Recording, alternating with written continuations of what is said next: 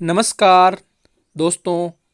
आज भारतीय राज्य व्यवस्था जो कि एम लक्ष्मीकांत की पुस्तक से संबंधित दूसरा वीडियो लेकर उसके प्रश्नों से संबंधित दूसरा वीडियो लेकर आपके समक्ष हाजिर हुआ हूँ। दोस्तों, इस वीडियो को अंत तक जरूर देखना। इसमें जिस प्रकार के प्रश्नों का ट्रेंड चेंज हो रहा है, कंपटीशन लगातार बढ़ता जा रहा है, इसमें किस प्रकार के प्रश्न अलग तरीके से पूछे जाएंगे, किस प्रकार भीड़ से लोगों को बाहर किया जाएगा, वह आपको समझाया जा रहा है। इसलिए आप इस वीडियो को अंत तक जरूर देखना। एक प्रश्न में कम से कम 5 प्रश्न आपके क्लियर हो रहे हैं और यूपीएससी आईएएस प्री में आए हुए प्रश्न आपके समक्ष प्रस्तुत किए जा रहे हैं।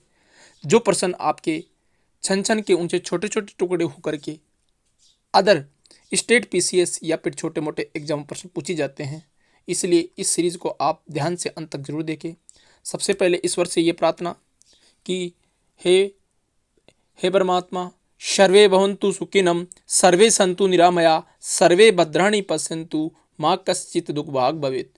यानी कि सभी सुखी रहे, सभी निरोगी रहे, कोई भी माता का सुपुत्र या सुपुत्री कभी बीमार नहीं हो, यही दुआ परमात्मा से। और आज का वीडियो स्टार्ट करता हूं दोस्तों बिना देरी किए।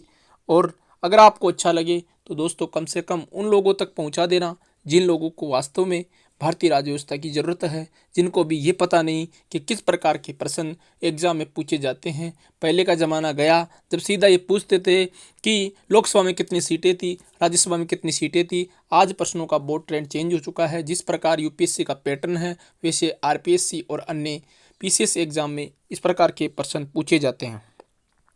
आज का पहला प्रश्न है स्थगन प्रस्ताव के संबंध में निम्न में से कौन सा कथन सत्य है।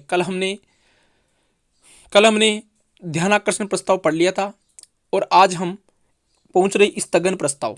स्थगन प्रस्ताव का अगर बेसिक सा हम फंडा जाने तो स्थगन प्रस्ताव का मतलब होता है संसद में जो कार्यवाही चल रही होती है, चाहे लोकसभा की हो चाहे राज्यसभा की हो, उस कार्यवाही को लोकसभा के स्पीकर और राज्यसभा के उपसभापति के द्वारा जब समाप्त करने की जो प्रक्रिया होती है या समाप्त करने का जो प्रयास किया जाता है उसे कहा जाता है स्थगन प्रस्ताव।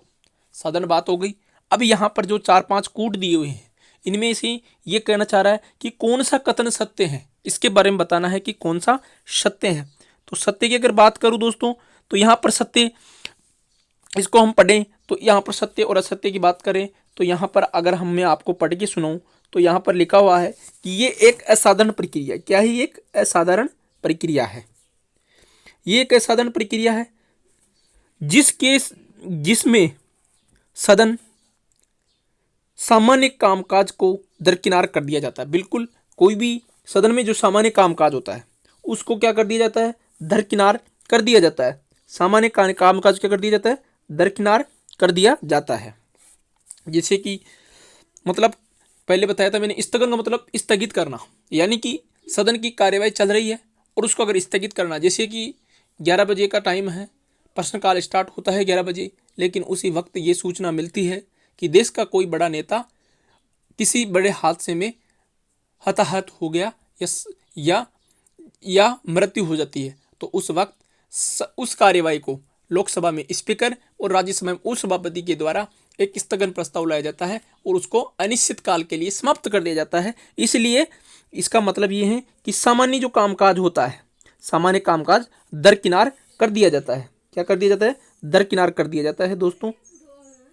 इसके बाद की बात करूं तो इसके बाद में लिखा हुआ है यहाँ पे दूसरा कथन, इसका मुख्य उद्देश्य वर्तमान के लोक महत्व के किसी अत्यंत महत्वपूर्ण मुद्दे की ओर, वर्तमान के लोक महत्व के मतलब कोई भी लोक महत्व के किसी अत्यंत महत्वपूर्ण मुद्दे की ओर सदन का ध्यान आकर्षित करना। सदन का ध्यान आकर्षित करना, कोई भी लोक महत्व का विषय होता है उसकी ओर सदन का ध्यान आकर्षित करना। यानी कि जैसे कि एक लोक महत्व का विषय चल रहा है, जैसे कि कश्मीर में बाढ़ आ जाती है या फिर केरल में बाढ़ आ जाती है या असम में बाढ़ आ जाती है, तो उस लोक महत्व का जो विषय है उसके लिए वहाँ के मंत्रियों से स्पेशल बातचीत या कोई कैबिनेट मीटिंग बुलाने के लिए लोकसभा और राज्यसभा को स्थगित कर दिया जाता है और वो अलग से कार्य करते हैं। इसलिए इसका मतलब ये हुआ कि इसका मुख्य उद्देश्य वर्तमान के लोक महत्व के किसी भी अत्यंत महत्वपूर्ण मुद्दे की ओर सदन का ध्यान आकर्षित करना होता है।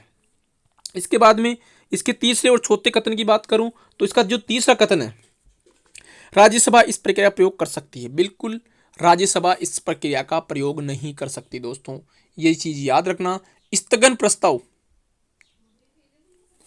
दोनों संसद के केवल लोकसभा में लाया जाता है, ये बात गलत है कि राज्यसभा इस प्रक्रिया का उपयोग कर सकती है, ये बात गलत है क्योंकि राज्यसभा में इसका कोई रोल नहीं होता, तो ये गलत कथन हो जाता है।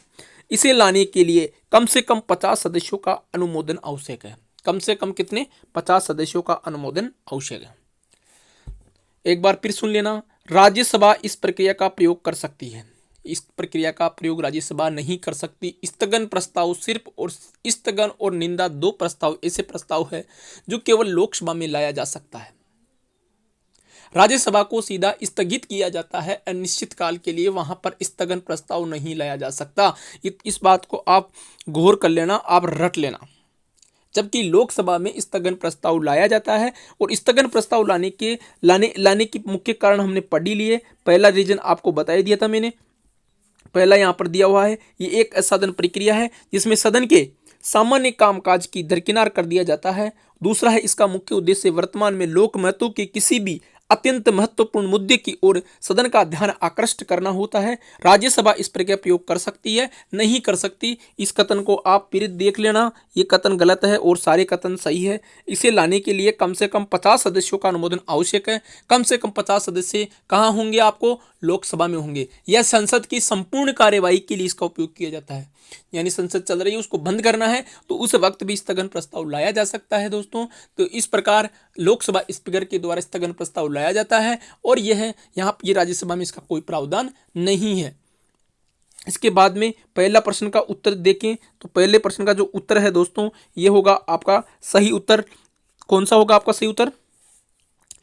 1, 2, 4 और 5। तीसरा गलत था, पहला सही था, दूसरा सही था, चौथा सही था, पांचवा सही था। इस प्रकार के प्रश्न पहले RIS में पूछे जाते थे सिर्फ, अब सारे स्टेट PCS और बड़े एग्जामों में इस प्रकार के प्रश्न पूछे जा सकते हैं। आपके पटवार, ग्राम सेवक, रीट वगैरह में इस प्रकार के प्रश्न पूछे जाएंगे भीड़ को कम करने के लिए। इस प्रकार इसलिए भारतीय संविधान को कम से कम इस तरीके से पढ़ने का कष्ट करें। पिछली बार RS प्री में अधिकांश लोगों की फेल होने का कारण इस प्रकार के प्रश्न थे, जो कि पहले कभी नहीं आते थे प्री एग्जामों में स्टेट PCS में, लेकिन पिछली बार पूछे गए थे। इसके बाद अगर दूसरे प्रश्न की बात करूं दोस्तों, तो दूसरा प्रश्न है हमारा भारत में उच्च न्यायालय और उच्चतम न्यायालय रिट अधिकार क्षेत्र के बीच अंतर के बारे में बताना है। यहां पर कुछ अंतर दिए गए हैं उच्च न्यायालय और उच्चतम न्यायालय के बीच में, हाई कोर्ट और सुप्रीम कोर्ट के बीच में। कौन सा कथन गलत है? यहां पर गलत कथन छाटना है, वहां पर सही छाटने थे, यहां पर गलत छाटना है। कौन सा गलत है? तो अगर हम आगे बढ़े तो यहाँ पर तो यहाँ का जो पहला कथन है इसके बारे में चर्चा करें तो पहला कथन कह रहा है कि उच्च न्यायालय रीट को जारी कर सकता है। क्या कर सकता है? रीट को जारी कर सकता है। बिल्कुल, उच्चतम न्यायालय अनुच्छेद 32 के तहत, कौन से अनुच्छेद के तहत? 32 के तहत रीट जारी कर सकता है। न केवल मौलिक अधिकारों को लागू करने के मामले में, यह कह रहा है न केवल सिर्फ मौलिक अधिकारों के मामले में नहीं, बल्कि यह कथन अभी पूरा नहीं हुआ है, बल्कि किसी भी अन्य उद्देश्य के लिए भी उच्चतम न्यायालय रिट जारी कर सकता है। अनुच्छेद 32 के तहत। किस अनुच्छेद के तहत? अनुच्छेद 32 के तहत कर सकता है। अन्य उद्देश्य के लिए भी रिट जारी कर सकता है उच्चतम न्यायालय। रिट केवल मौलिक अधिकारों के लागू करने के लिए कर सकता है। लेकिन ये कथन कह रहा है कि उच्चतम न्यायालय तो केवल मौलिक अधिकारों के लिए नहीं, अन्य किसी उद्देश्य के लिए भी कर सकता है। लेकिन जो उच्च न्यायालय रिट केवल मौलिक अधिकारों को लागू करने के लिए कर सकता है। दोस्तों, ये कथन बिल्कुल राइट है। क्या है ये? बिल्कुल राइट कथन है, ये बिल्कुल सही कथन है। उसके बाद में अगर मैं आगे बढ़ूं तो आगे यहां पर लिखा हुआ है, सेकंड कथन की बात करूं तो दूसरा कथन यहां पर लिखा हुआ है, उच्च न्यायालय निषेधाज्ञा, जो उच्च न्यायालय होता है ये क्या कर सकता है? निषेधाज्ञा रिट जारी कर सकता है। निषेधाज्ञा रिट जारी कर सकता है। निषेधाज्ञा यानी किसी भी चीज का निषेध करने के लिए रिट जारी कर सकता है। जबकि उच्चतम न्यायालय निषेधाज्ञा जारी नहीं कर सकता। ये इंपॉर्टेंट है। ये क्या है? सत्य कथन है दोस्तों। ये सत्य कथन है कि उच्च न्यायालय निषेधाज्ञा जारी कर सकता है, जबकि उच्चतम न्यायालय निषेधाज्ञा जारी नहीं कर सकता। निषेधाज्ञा जारी नहीं कर सकता, स्पेशल वर्ड है। इसका हिंदी वर्जन मुझे नहीं मिला नेट पर। इसका हिंदी वर्जन इसका इंग्लिश वर्जन देख लेना, निषेधाज्ञा क्या होती है। निषेधाज्ञा का कभी आपको अगले वीडियो में पूरा विस्तार से बता दूंगा। निषेधाज्ञा जो होती है, ये रिट जारी कर सकने का उच्चतम न्यायालय निषेधाज्ञा जारी नहीं कर सकता। इसका कंफ्यूजन आपके अगले वीडियो में पूरा करूंगा। इतना याद रखो अभी तो कि उच्च न्यायालय निषेधाज्ञा जारी कर सकता है, जबकि उच्चतम न्यायालय निषेधाज्ञा जारी नहीं कर सकता। तो ये कथन क्या हो गया? सत्य हो गया। वो कथन क्या हो गया? सत्य हो गया। इसके बाद में अगर आगे बढ़ूं मैं तो तीसरे कथन पे आता हूं, और तीसरा कथन है उच्च न्यायालय केवल आदेश उच्च न्यायालय केवल अपील के मामले में रिट जारी कर सकता है। केवल अपील के मामले में रिट जारी कर सकता है, जबकि उच्चतम न्यायालय केवल तब कर सकता है जब संबंध पक्ष इसके पास जाता है। ये बात है कि उच्चतम न्यायालय केवल अपील के मामले में रिट जारी कर सकता है, जबकि उच्च न्यायालय केवल तब कर सकता है जब संबंध पक्ष इसके पास जाता है। उच्चतम न्यायालय केवल अपील के मामले में, जो अपील करेगा उसके मामले में, चाहे मौलिक अधिकारों का हो, चाहे अन्य किसी भी विशेष उद्देश्य के लिए कोई भी अपील जाके करेगा, तभी उच्चतम न्यायालय रिट जारी करेगा। जबकि जो उच्च न्यायालय होता है केवल तब कर सकता है जब संबंध पक्ष इसके पास जाता है। वहां पर पक्ष जाना जरूरी नहीं है, यहां पर उच्च न्यायालय में पक्ष जाना जरूरी होता है। कोई भी संबंध पक्ष है, जैसे किसी व्यक्ति के मौलिक अधिकारों का हनन हो रहा है, तो कोई व्यक्ति जेल में पड़ा है और जेल में पड़े हुए व्यक्ति के मौलिक अधिकारों का हनन हो रहा है, तो अगर मौलिक अधिकारों का हनन हो रहा है तो क्या वो जेल से उठ करके तोड़ी जाएगा वहां पर कि वो वहां पर जाके रिट जारी करेगी मेरे मौलिक अधिकारों का हनन हो रहा है? तो उसका कोई भी संबंध पक्ष होता है, कोई भी चित परिचित हो, वह जाकर के उच्च न्यायालय में जब अपना केस दायर कराएगा तब वो रिट जारी करेगा, ऐसे रिट जारी नहीं कर सकता। जबकि जो उच्चतम न्यायालय, वहां पर अपील के आधार पर भी रिट जारी की जा सकती है। वहां पर अपील करना होता है, वहां पर पक्ष का जाना जरूरी नहीं होता। ये तीसरा भी सही है। इसके बाद चौथे की बात करूं तो चौथे में लिखा हुआ है, चौथा और अंतिम कथन, इसमें लिखा हुआ है दोस्तों, उच्च न्यायालय रिट जारी कर सकता है न केवल मौलिक अधिकार लागू करने के मामले में। अब देख लो यहां पर उल्टा हो रहा है ज्ञान। उच्च न्यायालय, पहला जो कथन था उसका उल्टा हो रहा है चौथा कथन, और यही कथन इसमें गलत होगा। बाकी सारे कथन सत्य हैं इसमें। तीसरा भी सत्य था, चौथा गलत है। यहां पर उच्चतम न्यायालय रिट जारी कर सकता है न केवल मौलिक अधिकारों को लागू करने के मामले में, बल्कि न केवल मौलिक अधिकारों को लागू करने के मामले में, बल्कि अन्य उद्देश्य के लिए भी, लेकिन ऐसा नहीं है। पहला कथन यह कहता है कि सुप्रीम कोर्ट रिट जारी कर सकता है मौलिक अधिकार मामले में ही नहीं बल्कि अन्य उद्देश्य के मामले में भी, लेकिन उच्च न्यायालय सिर्फ और सिर्फ मौलिक अधिकारों के मामले में ही रिट जारी कर सकता है। यहां पर यह उल्टा दे दिया कि उच्चतम न्यायालय रिट जारी कर सकता है न केवल मौलिक अधिकारों को लागू करने के मामले में बल्कि अन्य उद्देश्य के लिए भी, जबकि उच्च न्यायालय केवल मौलिक अधिकारों के मामले में, जबकि उच्चतम न्यायालय केवल मौलिक अधिकारों को लागू करने के लिए रिट जारी कर सकता है। तो ये कथन हमारा गलत हो जाता है दोस्तों। चौथा कथन हमारा गलत हो जाता है क्योंकि चौथा कथन पहले कथन का उल्टा है। तो इस प्रकार आपको थोड़ा सा विभेद एक बार और अपनी भाषा में समझो।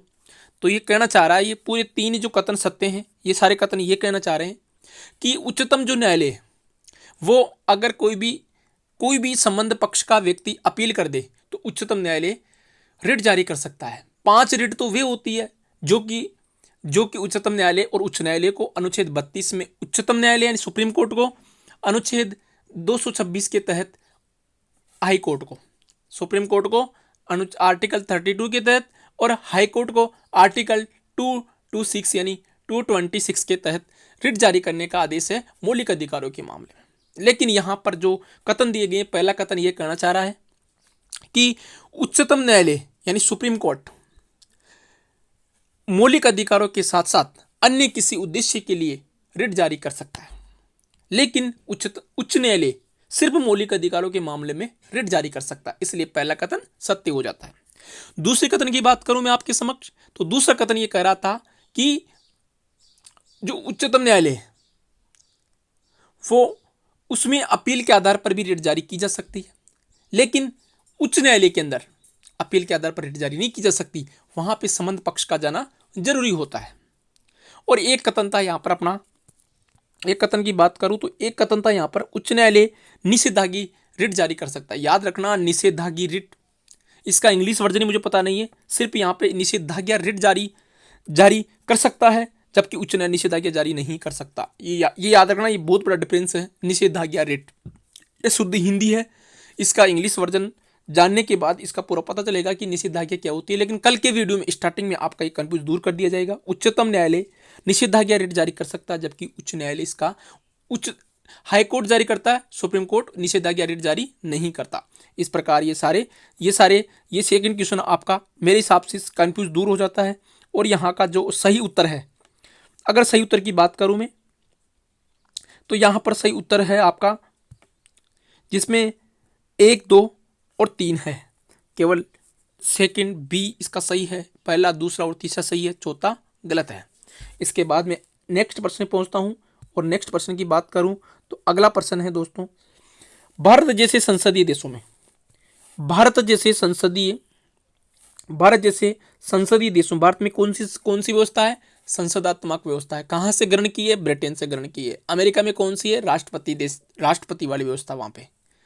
तो यहाँ पर भारत जैसे संसदीय देशों के प्रशासन पर विधायी नियंत्रण प्रभावशील व निम्न में से किन कारणों से कम होता है? मतलब विधायी नियंत्रण यानी कानून का नियंत्रण यहाँ पे कम होता है। आपको पता होगा कि पिछले साल भी लॉकडाउन लगा था, इस साल भी लॉकडाउन लगा था, हमने कितना प्रयोग किया, हमने कितना पालन किया, ये हम जानते हैं। क्योंकि भारत का संविधान क्या है? भारत का संविधान लचीला है, बहुत ज़्यादा लचीला है। ऐसे तो हम लचीला नहीं कर सकते, क्योंकि भारत का संविधान लचीला होने के साथ साथ कठोर भी है। दोनों प्रकार, अमेरिका की तरह कठोर संविधान है और अफ्रीका की तरह लचीला संविधान है, दोनों का सम्मिश्रण है भारत का संविधान।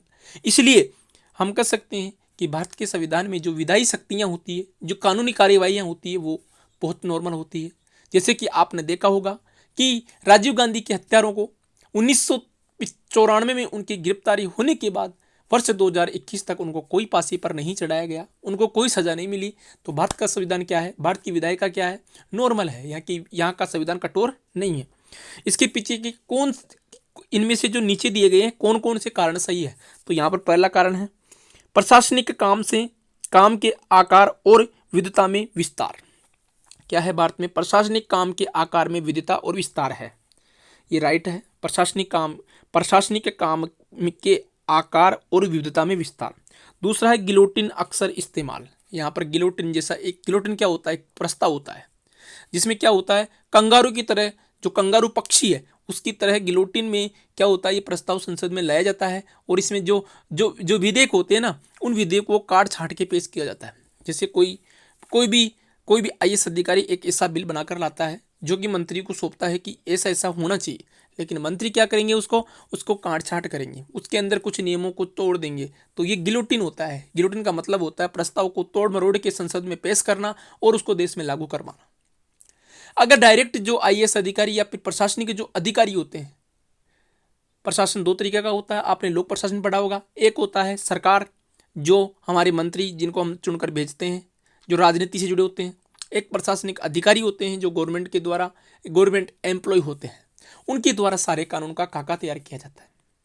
कानून का खाका जब तैयार किया जाता है तब वो ओरिजिनल कानून होता है, लेकिन जब उसको संसद में पेश किया जाता है तो वहाँ पर बहसें होती है लंबी लंबी, वहाँ पर प्रस्ताव लाए जाते हैं, ध्यान आकर्षण, स्थगन, निंदा प्रस्ताव आदि प्रस्ताव लाए जाते हैं। उसके बाद उनको तोड़ मरोड़ के पेश किया जाता है, इसे कहा जाता है गिलोटिन।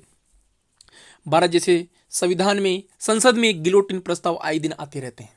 इसलिए यहाँ पर ये जो हमारा जो प्रशासन है वहाँ पर विधायी सही तरीके से लागू नहीं हो पाता। तीसरा है विधायिका का बड़ा आकार।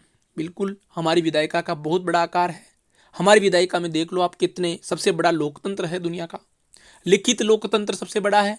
और हमारा जो विधायिका है बहुत बड़ा आकार है, लगभग 720 के समथिंग यहाँ पर सांसद बैठते हैं संसद में।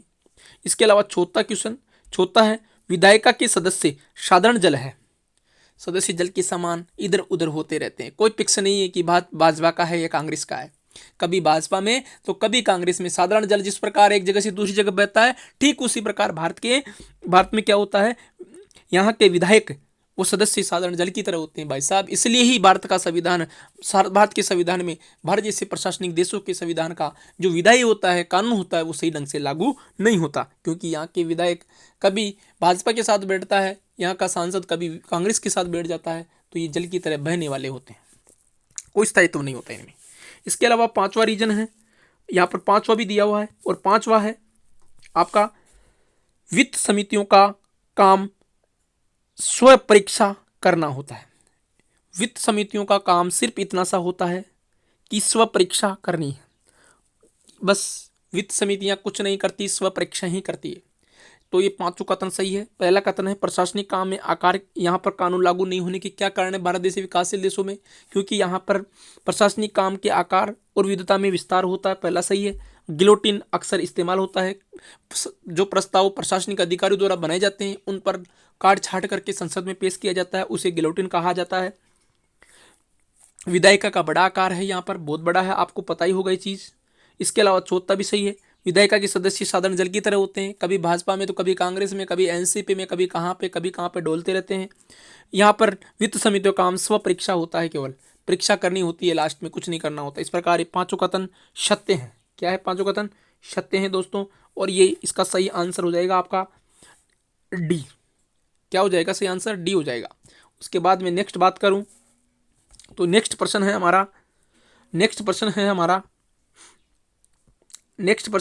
हमारा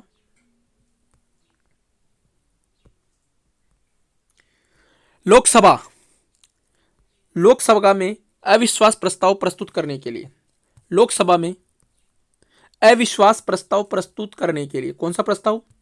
अविश्वास प्रस्ताव प्रस्तुत करने के लिए कितने सांसदों का समर्थन आवश्यक है? अविश्वास प्रस्ताव का मतलब होता है लोकसभा में जो सत्तारूढ़ दल होता है, अगर वह मेजोरिटी में नहीं है, अगर उसके पास पूर्ण बहुमत नहीं है, और किसी भी सांसद के कोई अगर गठबंधन की सरकार बनती है, जैसे अभी एनडीए की सरकार है, अभी तो कर पूर्ण बहुमत है, लेकिन पिछली बार इसके पास पूर्ण बहुमत नहीं था, 271 सीट चाहिए थी और कुछ कम सीटें थी एनडीए के पास, इसलिए भाजपा स्वतंत्र पार्टी नहीं थी। इस बार तो कह 2019 के चुनाव में तो भाजपा एक स्वतंत्र गठबंधन के अलावा भी 303 सीटें लेकर आई थी, इसलिए किसी की जरूरत नहीं है। लेकिन जब गठबंधन की सरकार हो और उसमें किसी भी प्रधानमंत्री या मुख्यमंत्री को हटाना हो, तो वहां पर कम से कम 10% सदस्यों के द्वारा, संसद के कम से कम 10, लोकसभा के कम से कम 10% सदस्य, यानी कि कितनी सीटें हो गई? 50 सीटें। कितनी सीटें हो गई? 50 सीटें। कम से कम 550 सीटों में से 50 लोग अगर ये चाहें कि इस पीएम या सीएम को हटाना है, इस पीएम को हटाना है, तो वो लोकसभा में अविश्वास प्रस्ताव ला सकते हैं।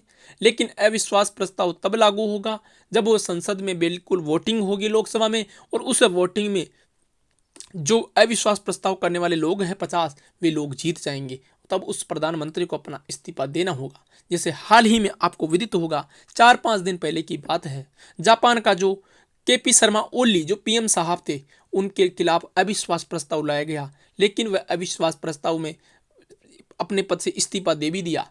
लेकिन उसके बाद में जब दूसरी पार्टियों को सरकार बनाने के लिए कहा गया, तो दूसरी पार्टियां वहां पर अपनी सरकार बनाने में असफल रही, और वापस से उसी को पीएम बना दिया गया, केपी शर्मा ओली को। और अब वो वापस से पीएम बना करके उसको वहां के राष्ट्रपति के द्वारा, जो कि विद्याधर भंडारी है, उनके द्वारा ये कहा गया कि 1 महीने में आपको वापस अपना अविश्वास प्रस्ताव पास करवाना होगा हमारी संसद में, और आप फिर पीएम बने रह सकते हो। तो अविश्वास प्रस्ताव की अवधि 1 महीना होती है किसी भी पीएम या सीएम के शपथ लेने के बाद, और हमारी लोकसभा में, हमारी संसद में अविश्वास प्रस्ताव लाने के लिए 50 सदस्यों का अनुमोदन आवश्यक है।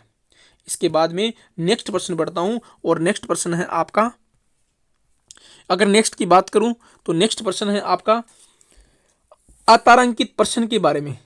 3 प्रकार के प्रश्न बताए थे, तारांकित, अतारांकित, अल्प सूचना। तारांकित का मतलब मौखिक उत्तर, अतारांकित का मतलब लिखित उत्तर। तो यहां पर अतारांकित प्रश्न के निम्न में कौन सा कथन सही नहीं है, गलत है, मतलब सही कौन कौन सा है? इस पर तारे का चिन्ह होता है, ये बात गलत है, क्योंकि तारे का चिन्ह होना कोई कंपलसरी नहीं है। अतारांकित लिखा हुआ है वहां पे, तो अतारांकित तारे का प्रश्न होगा ही क्यों? तो ये पहला तो डायरेक्ट गलत हो गया। कौन सा कथन सही नहीं है? तो सही पैरलोकन।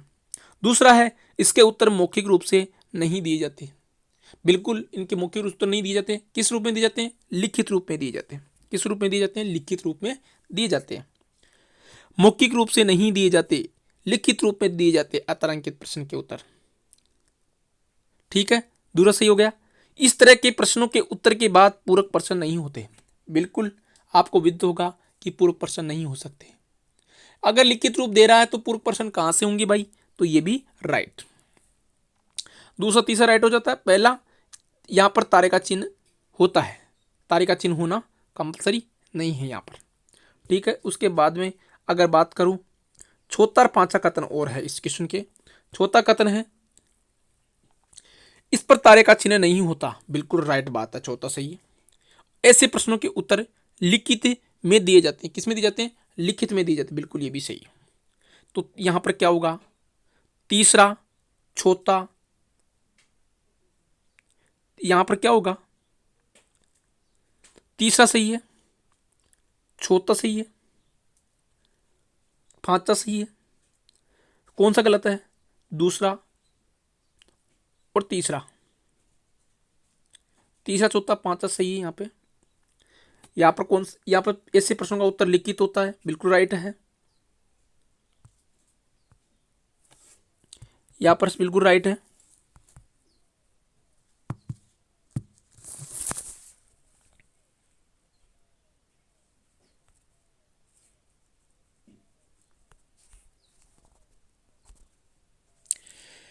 चौथा सही है, पांचवा सही है। इसके अलावा बात करूं तो यहाँ पर तारे का चिन्ह अंकित होना जरूरी नहीं है। पहला गलत है और सही नहीं है, गलत की बात कर रहा है पहला। और मौखिक रूप से नहीं दिए जाते, इनके उत्तर मौखिक रूप से नहीं दी जाती, ये सही है। दूसरा सही है, मौखिक रूप से नहीं दिए जाते इनके उत्तर। फिर तीसरा है, इस तरह के प्रश्नों के उत्तरों के बाद पूरक प्रश्न नहीं पूछे जाते, ये भी सही है। दूसरा सही है, तीसरा सही है। और उसके बाद में नेक्स्ट की बात करूं तो यहाँ पर चौथा और पांचवा दिया हुआ है, इन पर तारे का चिन्ह नहीं होता। इन पर तारे का चिन्ह नहीं होता, ये भी बात सही है। और उसके बाद में लिखा हुआ है पांचवा, ऐसे प्रश्नों के उत्तर लिखित में दिए जाते हैं। लिखित में दिए जाते, पांचवा सही है। तो यहाँ पर सही नहीं है ये पूछा है, तो यहाँ पर पहला और दूसरा सही नहीं है। पहला और दूसरा सही नहीं है, बाकी सब सही है दोस्तों। पहला और दूसरा सही नहीं है, यहाँ पर पहला और दूसरा सही नहीं है। इसका सही जवाब क्या होगा? पहला और दूसरा सही नहीं है, पहला और दूसरा। एक बार दो बार दिखाता हूँ दूसरा किस, ये गलत है चौथा, पांचवा गलत है। ऐसे प्रश्नों के उत्तर लिखे दिए जाते हैं, बिल्कुल सही है। इन पर तारे का चिन्ह नहीं होता, बिल्कुल सही है, तारे का चिन्ह नहीं होता। इसके अलावा तीसरा कथन था, इस तरह के प्रश्नों के उत्तरों के बाद पूरक प्रश्न नहीं होते, लिखित के बाद में कोई पूरक प्रश्न नहीं हो सकता। इनके उत्तर मौखिक रूप से नहीं दिए जाते, बिल्कुल मौखिक रूप से नहीं दिए जाते, बिल्कुल मौखिक रूप से नहीं दिए जाते दोस्तों। ये बात गलत लिखी हुई यहाँ पर, लिखित रूप से दिए जाते हैं। तो पहला और दूसरा यहाँ पर सही बैठ रहा है, सिर्फ एक ऑप्शन, वो है आपका थर्ड ऑप्शन। इसके अलावा कोई ऑप्शन सही नहीं है। इसके बाद में आगे बढ़ें तो नेक्स्ट प्रश्न है 16 नंबर का प्रश्न। और नेक्स्ट प्रश्न पे पहुंचे तो इसमें लिखा हुआ है कि अब तक संसद में लोकपाल विधेयक निम्न में से कौन से वर्ष में प्रस्तुत नहीं हुआ था? कौन से वर्ष प्रस्तुत नहीं हुआ था? ये नहीं हुआ था भाई साहब 1968 में इंदिरा गांधी ने प्रस्तुत किया, 1971 में इंदिरा गांधी ने प्रस्तुत किया, 1985 में राजीव गांधी ने प्रस्तुत किया, लेकिन 1978 में जो जनता दल सरकार थी वह लोकपाल लेकर नहीं आई थी। तो इसका गलत आंसर होगा निम्न में से निम्न में से लोकपाल विधेयक निम्न में से कौन से वर्ष में प्रस्तुत नहीं हुआ? तो 1978 प्रस्तुत नहीं हुआ, 71 में हुआ था, 85 में हुआ था, 68 में हुआ था। बहुत बार लोकपाल विधेयक प्रस्तुत हुआ, फाइनली 2013 में ये प्रस्तुत किया गया और इसको 2018-19 में लागू किया गया और इसका पहला लोकपाल बनाया गया पीसी घोष, विनायक चंद्रा घोष। उसके बाद में अगर आगे बढ़ूं तो नेक्स्ट प्रश्न है कथन और कारण वाले। अगर कथनों की बात करूं तो यहाँ पर कथन होगा, ए ऑप्शन का होगा, ए आर दोनों सही है, आर ए की सही व्याख्या करता है, मतलब रीजन और कथन, तर्क और कथन दोनों सही है और सही व्याख्या करता है। ये पहला ऑप्शन ए होगा। बी होगा ए आर दोनों सही है, आर ए की सही व्याख्या नहीं करता। तीसरा होगा ए सही है पर आर गलत है। चौथा होगा ए गलत है पर आर सही है। इसकी बात करूं तो कथन, अब आता है क्वेश्चन नंबर 17 क्वेश्चन, और इसका जो कथन है वो कथन है दोस्तों, भारत में उच्चतम न्यायालय तथा उच्च न्यायालयों का अधिकार क्षेत्र एक समान है। ये बात आपको क्या लगती है? भारत में उच्चतम न्यायालय तथा उच्च न्यायालय का अधिकार क्षेत्र एक समान है। ये कभी भी नहीं होगा कि उच्चतम न्यायालय का अधिकार क्षेत्र और उच्च न्यायालय का अधिकार क्षेत्र, यानी कि अरे भाई उच्चतम न्यायालय का अधिकार क्षेत्र तो पूरे देश में होता है, जबकि उच्च न्यायालय का अधिकार क्षेत्र कहाँ होता है, ये सिर्फ किसी राज्य में होता है। इसलिए पहला कथन तो ये कथन तो बिल्कुल गलत हो गया। और इसका कारण देख लो एक बार। कारण में अगर पढ़े हम तो कारण लिखा हुआ है इसका, उच्चतम न्यायालय तथा उच्च न्यायालय दोनों, सुप्रीम कोर्ट और हाई कोर्ट दोनों बंदी प्रत्यक्षीकरण, परमादेश, निषेध, उत्प्रेषण, लेख और अधिकार परीक्षा की रिटें जारी कर सकता है। बिल्कुल अनुच्छेद 32 में, अनुच्छेद 32 में कौन, अनुच्छेद 32 में एससी सुप्रीम कोर्ट, अनुच्छेद 226 में कौन, अनुच्छेद 226 के अंदर हाई कोर्ट। तो ये पांचों रिट जारी कर सकते हैं। इसके बारे में हम पहले विस्तृत पढ़ चुके हैं। तो इसका उत्तर क्या होगा सही, इसका उत्तर क्या होगा सही, कथन और कारण, कथन गलत कारण सही, तो ए गलत और आर सही। तो इसमें वहां पर अगर अपन ने ऑप्शन पढ़ा था कि पहला ऑप्शन ए क्या होगा, इस प्रकार के प्रश्नों में ये होता है कि ए क्या है दोनों की, तो ए और आर दोनों सही नहीं है, ए गलत है। ए और आर दोनों सही लेकिन बिल्कुल भी गलत ये भी नहीं होगा, ए सही है आर गलत, ए गलत है और आर सही है। ये देखो चौथा ऑप्शन सही उत्तर होगा इसका, 70वें क्वेश्चन का चौथा ऑप्शन होगा, ए गलत है और आर सही है। मतलब ये पहला तो गलत है कि उच्चतम न्यायालय दोनों का अधिकार क्षेत्र एक होगा, लेकिन दोनों क्या करती है, 5 प्रकार की रिट जारी करती है, इसलिए आर सही होगा और ये उत्तर होगा। इस प्रकार के प्रश्न आजकल बहुत ट्रेंड में आने लग गए दोस्तों। चाहे आप पटवारी का पेपर दे लेना, अब चाहे आप ग्राम सेवक का दे लेना, यहाँ पर आपके इस प्रकार के प्रश्न जरूर आएंगे। RS प्री और IS प्री में तो ये क्वेश्चन आते ही आते हैं, लेकिन अब छोटे एग्जामों में इनका प्रचलन बढ़ चुका है, क्योंकि इस प्रकार के प्रश्न ही होते हैं जो विद्यार्थी को उसकी दौड़ से बाहर करते हैं। इसलिए आप इन पर ध्यान देकर इनके ऊपर विशेष ध्यान रखते हुए पढ़ाई करें। उसके बाद में आता है नेक्स्ट क्वेश्चन और 18वां क्वेश्चन। यहाँ पर भी 2 कथन हैं। यहाँ पर पहला कथन है, जनतंत्र में प्रशासन का परम उत्तरदायित्व जनता के प्रति होता है। बिल्कुल, जनतंत्र का मतलब ही होता है, लोकतंत्र का मतलब, जनतंत्र या लोकतंत्र का मतलब ये होता है जनता का, जनता के द्वारा और जनता के लिए किया गया शासन है, लोकतंत्र या जनतंत्र कहलाता है। इसलिए वहाँ की जो प्रशासन होगा, वहाँ का जो प्रशासन का होता है, उसका परम उत्तरदायित्व वहाँ की जनता के प्रति होता है, वहाँ की जनता के प्रति उत्तरदायी होता है। तो ये कथन क्या हो गया, बिल्कुल राइट हो गया, पहला कथन राइट। जनतांत्रिक सरकार लोकमत प्रभुसत्ता पर आधारित होती है। ये लोकमत की प्रभुसत्ता पर आधारित होता है। जनतंत्र में सारा काम लोकमत की प्रभुसत्ता के आधार पर होता है। जहां पर लोकमत ज्यादा होता है वहीं पर प्रभुसत्ता होती है। इस प्रकार ये दोनों कथन सत्य हो जाते हैं। तो यहाँ पर जनता में प्रशासन का परम उत्तरदायित्व, मतलब जनतंत्र में प्रशासन का परम उत्तरदायित्व जनता के प्रति होता है, बिल्कुल राइट। और जनतांत्रिक सरकार लोकमत प्रभुसत्ता पर आधारित इसलिए होता है, रीजन बता रहा है, पहले कथन बता रहा है कि जनतंत्र प्रशासन का परम उत्तरदायित्व जनता के प्रति होता है। क्यों होता है, क्योंकि जनतांत्रिक सरकार लोकमत प्रभुसत्ता पर आधारित होती है। किस पर, लोकमत, लोगों के द्वारा दिए गए मत की जो प्रभुता होती है उसके ऊपर आधारित होता है, इसलिए होता है। इसलिए कथन और कारण दोनों सही है। तो इसका आंसर ए ऑप्शन होगा, इसका ए ऑप्शन होगा, ए और आर दोनों सही, और ए आर की सही व्याख्या करता है। इसकी PDF आपको मिल जाती है व्हाट्सएप ग्रुप और टेलीग्राम ग्रुप में, इसीलिए आप लोग वहां पर ज्वाइन कर ले। और इन प्रश्नों को अगर आपको दोबारा से देखना है और इस अगर वहां पर भी नहीं जाते हो तो आपको यहाँ पर स्पष्ट दिखा रहा हूँ मैं कि ये क्वेश्चन कहाँ से डाले जा रहे हैं, तो यहाँ पर आप देख सकते हो। अभी नेक्स्ट प्रश्न में 20वां जो प्रश्न होगा उसमें आपको पता चलेगा कि लक्ष्मीकांत पुस्तक के कौन से पेज से ये प्रश्न उठाए गए हैं।